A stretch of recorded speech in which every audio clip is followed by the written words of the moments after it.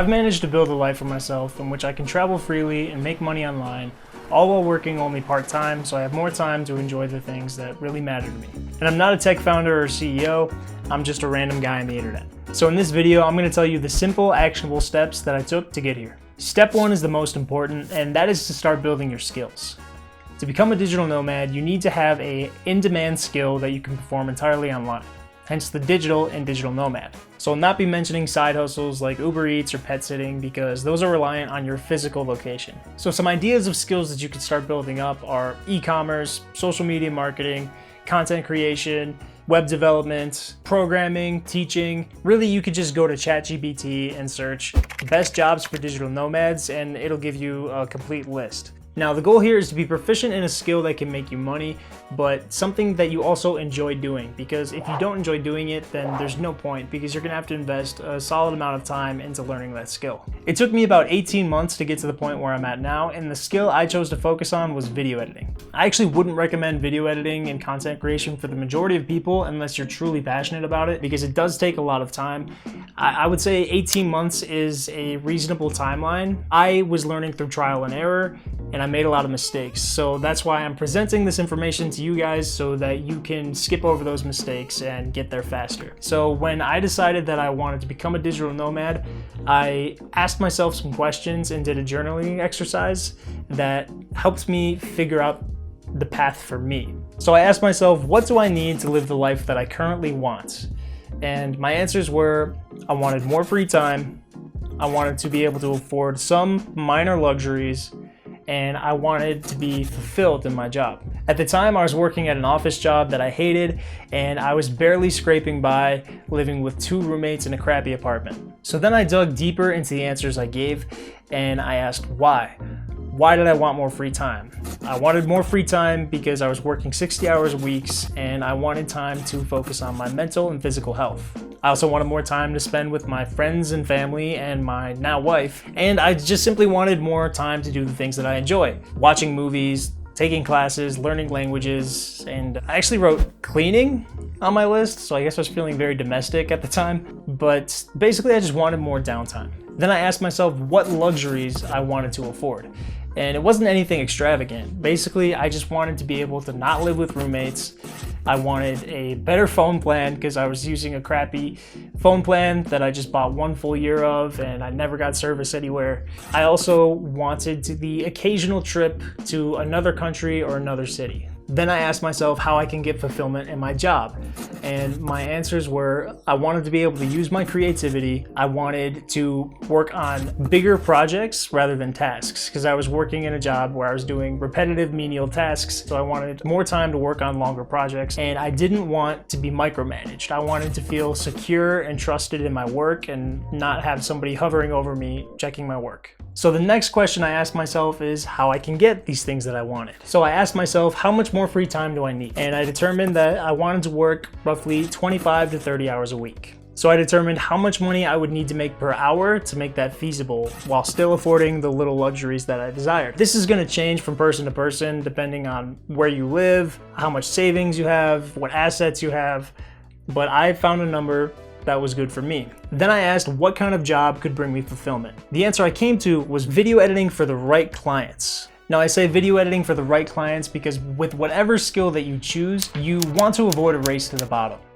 Employers are looking for the cheapest contracts that they can get. And so people are offering their services at lower and lower prices on websites like Fiverr and Upwork. And you want to avoid that. You want to charge a premium. So the way that you can do that is having solid credentials to back up your resume. The way that I did that is that I managed to build up my portfolio by working for multinational mass media companies that had a lot of brand recognition. And working at those companies, I was able to rack up millions of views on videos that I produced and edited. That made my CV or my resume a lot stronger. If you're just starting out, you might have to just take what you could get, but my recommendation would be to have something on the side that you're working on, a passion project that can generate income for you and that you can also use as leverage to get better clients, to get better jobs. That's what I did. That's how I got jobs at these big mass media companies, was because I had my YouTube channel that I was working on the side, And there I could showcase different skills that I couldn't necessarily showcase in other roles. Basically, you need to start thinking of yourself as a business. The job that you perform is a service that you're selling. Whatever your skill that you decide to build up is, you should be doing it for yourself as well and trying to make money off of that. So that could be something like starting a blog and using affiliate marketing links, or developing your own app and selling it on the App Store, or selling your own digital art prints on Etsy. But you want to have something that's your own that you can use as leverage to get better jobs. So the next step to become a digital nomad is to go remote. Now, this step is pretty self-explanatory. Ideally, you would start off remote and you're getting jobs already that are completely remote that you're working online, but some stubborn employers still require you to go into the office. So if that's the case, honestly, I would recommend finding another job that might be easier. And when you hop from job to job, you usually can secure a higher salary or a higher pay as well. Depending on the job market, that might not be feasible for you. So instead, I would talk to your boss and try to work out a hybrid situation. You ask your boss if you can work Fridays from home. You make a deal with your boss that if you can prove that you're more productive working from home, then you'll get to work more days from home. Once you are working a hybrid job, then it's much easier to transition that into a remote job. You will be more productive and you'll be able to show that you're more productive because you're going to be working your ass off those days that you're remote to prove to your employer that you can do it fully remote. Once you're working entirely from home, you want to be saving as much as possible because the next step is to go part-time.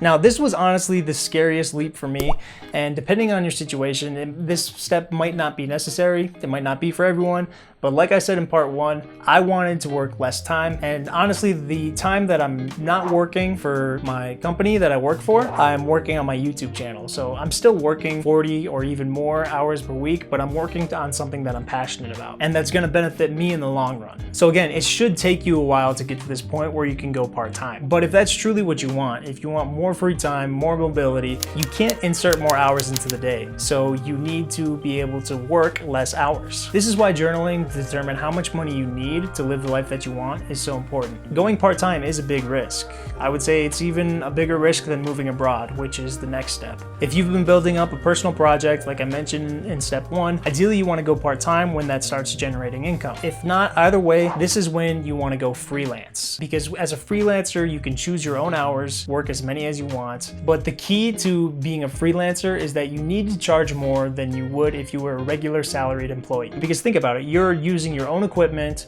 you're not getting company health insurance, and you aren't working as consistent hours. You should charge a premium for your services, and that all comes down to finding the right clients, because you could potentially live off of one client that you work for if it's the right client. Once you're working a part-time remote job, then you've freed up your time and mobility to the point where you can finally become a digital nomad. The only thing left to do is move to a country in which you can take advantage of geoarbitrage, which is just a fancy way of saying that the money that you're earning from the country that you're working from is stronger than the currency in the country that you're living in. So you can get more with less money. That's why every travel influencer you know is living in Bali or Portugal or Mexico, because their money goes further. But once you get to this point, you've officially made it. You're a digital nomad. Obviously, everybody's path is going to be different. There's a lot of factors that play into this, like where you're starting from and luck, honestly. But if you follow these steps and you stick to them, then you can become a digital nomad starting from scratch.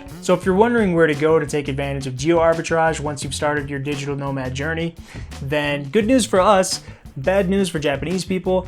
The Japanese yen is the weakest it's been in over 30 years. So right now, if you're earning in USD, Canadian dollar, euro, British pounds, Australian dollar, your money goes a lot further in Japan than it would in your home country. And Japan has just announced its digital nomad visa. So if you want to learn about ways that you can move to Japan, then check out this video. As always, thank you for watching, and until the next one, give travel. Bye guys.